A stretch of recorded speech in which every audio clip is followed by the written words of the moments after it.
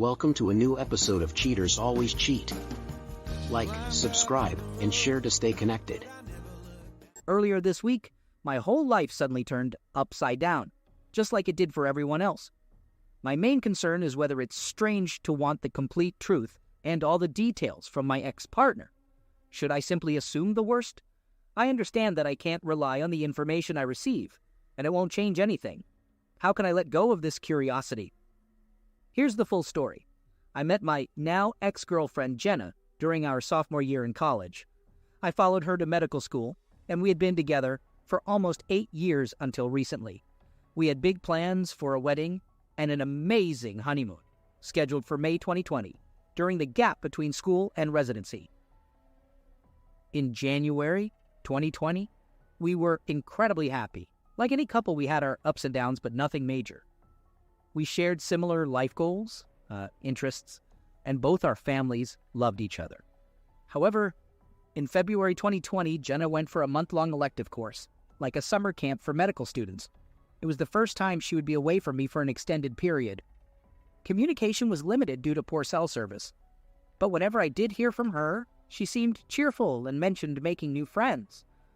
However, I started feeling anxious when she mentioned how much she was drinking during her time there.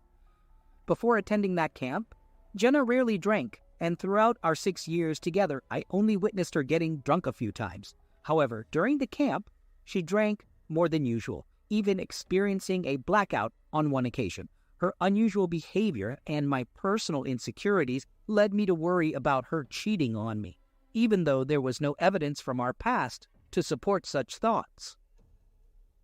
In March 2020, Jenna returned home from the camp at the end of February. She seemed happy to be back, and we had some of the most bed moments we had in years during that first week. However, something felt off. She displayed a strange level of energy that I hadn't seen in a long time. She engaged in behaviors in bed that she had never done before.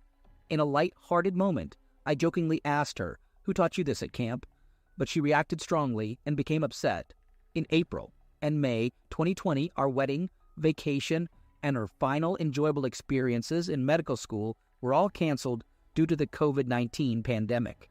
We had to move out of our shared apartment and temporarily move back in with our respective parents because our lease ended and we were planning to relocate for residency. It was a challenging period for both of us. We rescheduled the wedding for September 2020. On our original wedding day, we still celebrated in some way, even considering a courthouse marriage. During our time apart, I started feeling Jenna becoming more distant, which became evident when she took a trip to North Carolina to meet her camp friends without inviting me. This was the first time either of us had excluded the other from a vacation. In June 2020, we went house hunting and purchased a house together. However, while we were together, I noticed that she had changed the passwords on her phone. This, combined with everything else that had happened before, raised alarms in my mind. Jenna reassured me that nothing was wrong, but her camp friends thought it was strange that I had unrestricted access to her phone, considering it controlling and invasive of her privacy. She also expressed that she felt like she didn't know herself anymore, and that I was suffocating her. She mentioned the absence of fireworks and electricity between us, and that she no longer felt a sexual attraction towards me. In July 2020, we completed the house purchase and moved in together. Throughout the month, we had several lengthy conversations that felt like she was being influenced by her new friends. She started accusing me of being controlling and paranoid, which were feelings she had never expressed before. Towards the end of the months, we had a bridal shower for our rescheduled wedding, but Jenna didn't want to share a bed with me. I couldn't understand why our relationship was deteriorating so rapidly.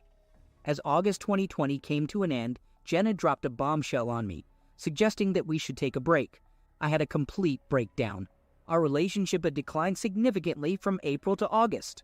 Our communication had suffered, and we had almost completely stopped being close. Jenna even stopped wearing her engagement ring.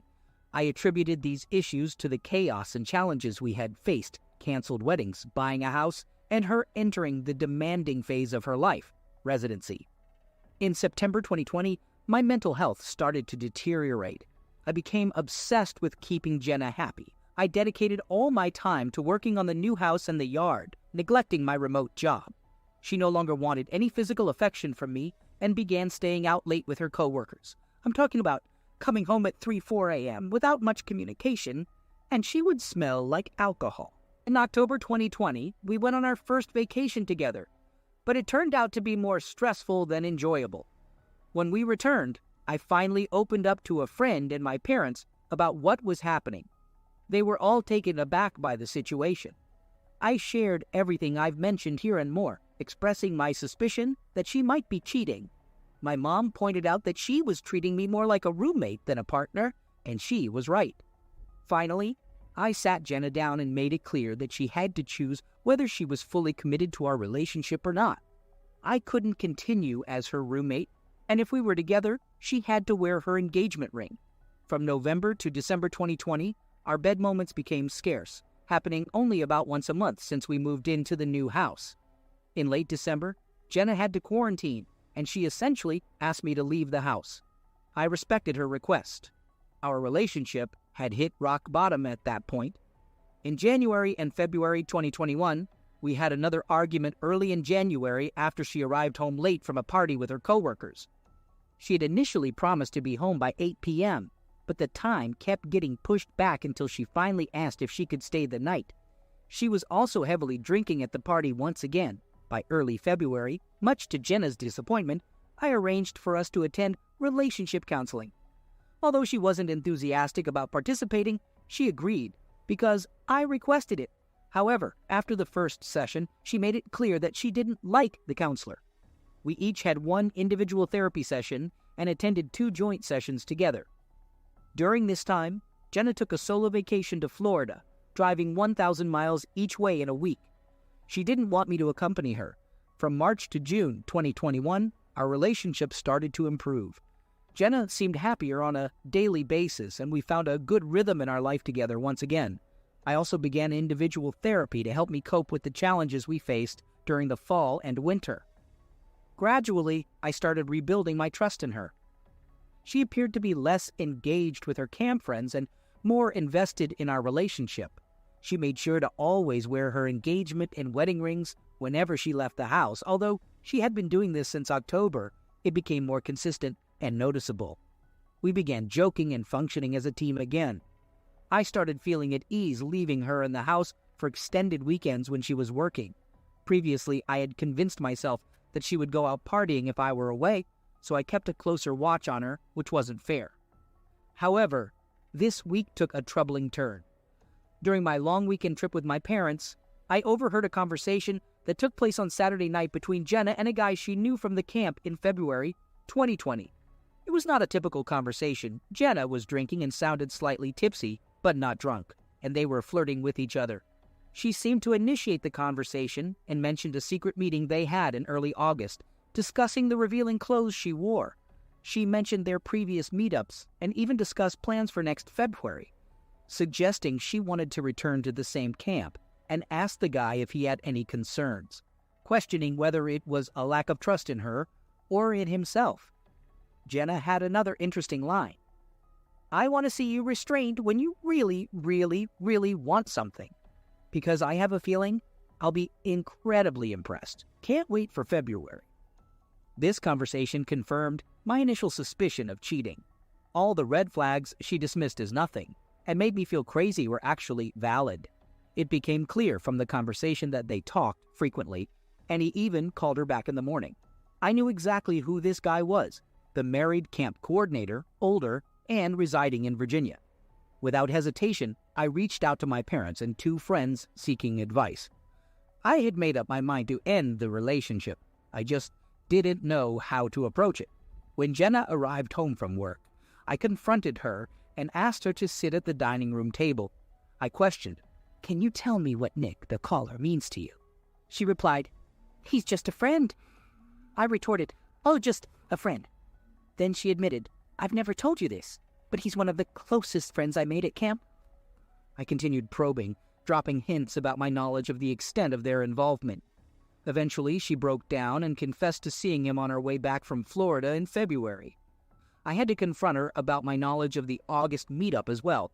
She admitted that they drunkenly made out at camp and had been in contact for the past 16 months on a fairly regular basis, with his wife being unaware of their interactions. So, at the very least, she emotionally cheated on me, leaving me behind during one of the most crucial years of our lives, filled with significant transitions, while also manipulating me into trusting and loving her.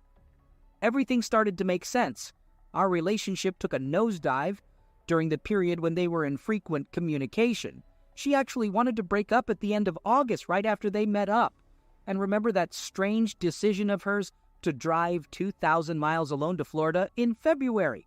Now, let's delve into her version of what happened and the specific details, in chronological order. Toward the end of camp, they both got drunk at a bonfire and made out when nobody was around. She later mentioned there was some over-the-clothes groping as well.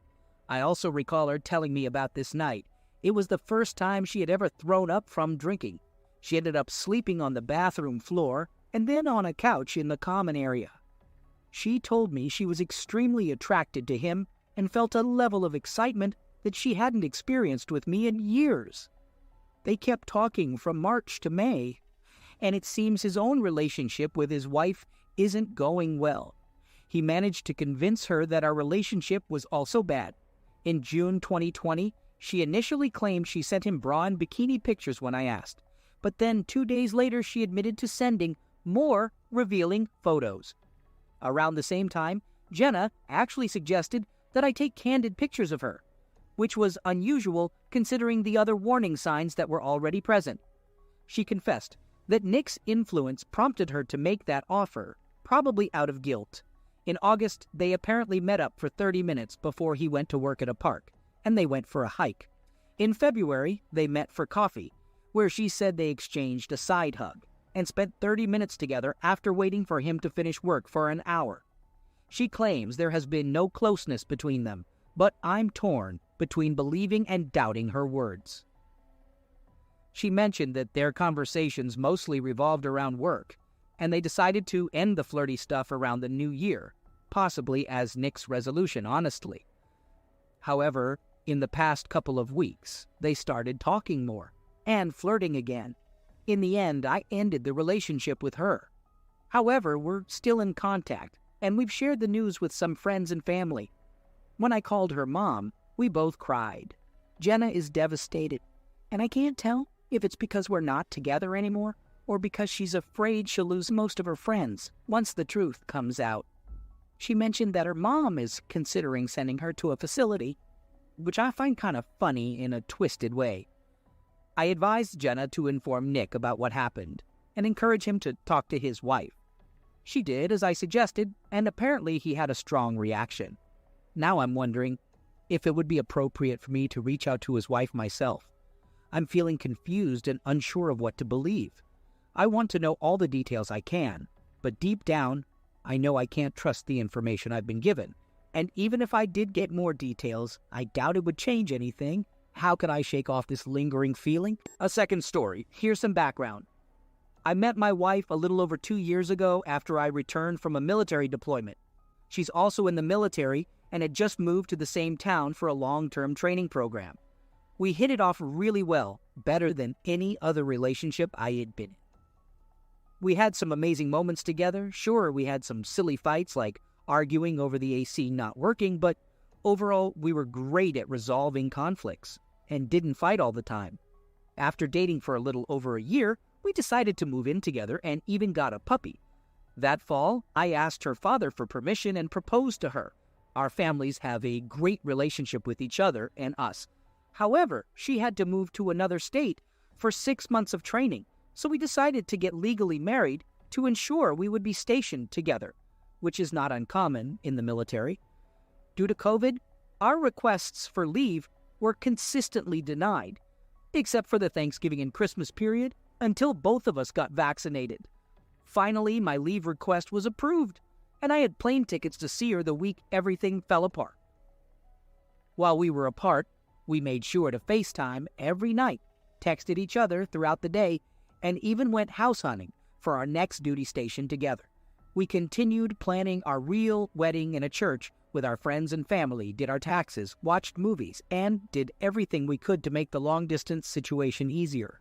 Just hours before I found out about the affair, we were talking about how exciting it was that our time apart was coming to an end, and how strong we were in making it work.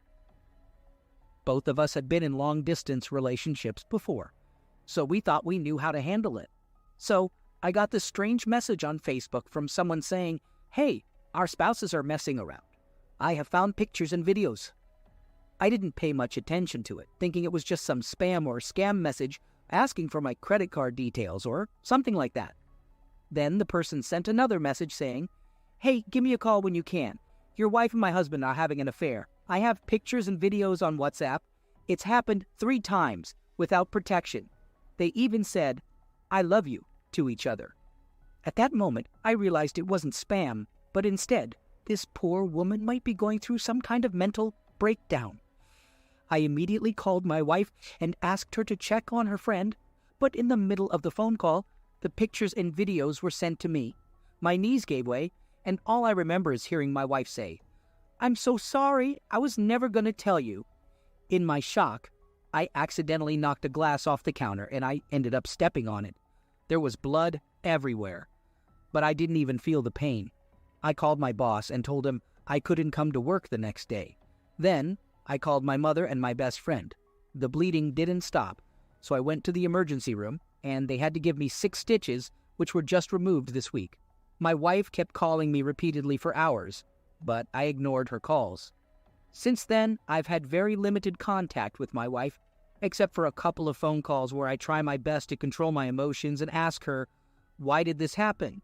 She tells me she felt a tremendous amount of guilt about our upcoming duty station, even though it wasn't her fault that I didn't get the job I wanted. She claims that she felt pressured whenever I would say things like, "It's okay, all I need to be happy is to be with you." She also says she felt lonely and without purpose during her training, and this other husband started confiding in her about his unhappy marriage of 16 years and 3 kids. She admits that she said she loved him and had an emotional connection, but she didn't really mean it. She just didn't want to hurt him by not saying it back. On her part, she claims I never did anything wrong, and she takes full responsibility for her actions. I made up my mind that regardless of the situation, I needed to hire a lawyer. The lawyer informed me that according to military law, I could charge both my wife and the other husband with adultery and other offenses, which could potentially result in them losing their jobs. After a lot of thinking and therapy sessions, I realized that seeking revenge won't solve anything, and what we really need is a straightforward divorce according to civilian law. Since we only got legally married right before my wife moved away, we've kept our finances separate and don't have any shared assets or debt at the moment. I've been the primary caregiver for our dog, and he's registered under my name and in my state, so I want to keep him. Here's the question that keeps popping up in my mind. Am I rushing into the divorce? My wife appears to be genuinely remorseful and wants to work things out, but I can't determine if her feelings are driven by shame or if she truly feels sorry. My therapist suggests that she has deep-rooted narcissistic tendencies and needs professional help, and I have to come to terms with the fact that she's not the woman I thought I married.